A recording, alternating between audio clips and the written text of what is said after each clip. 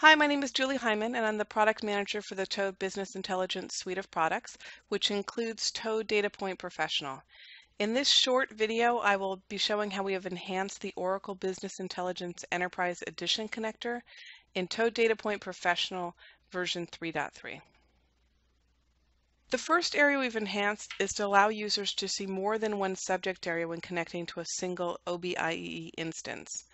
In previous releases, a user would need to create separate connections for each subject area, but in version 3.3, you can now see all of the subject areas within a single connection. So in this case, I'm connecting to one Oracle Business Intelligence Enterprise instance, and I'm seeing all of the subject areas that are available for my login. A second area of enhancement is within any one of these subject areas,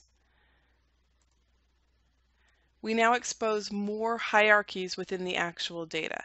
So the way that the subject areas are built within Oracle allows for multiple hierarchies of data. In previous releases, we only allowed us 2 levels of hierarchy, but now we support all of the levels of hierarchy as they're built in Oracle Business Intelligence.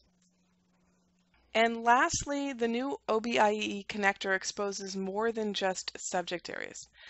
Queries that have been written and are exposed to your login in the Oracle Business Intelligence Enterprise platform are also exposed through this new connector. So let me just switch my connector here so we can see one that has instance of actual queries that have been written. So in this case, here are my subject areas, and then here are all of the queries that are available to my login as well. And so this will expose, again, all of the queries that are out there in this platform available to me.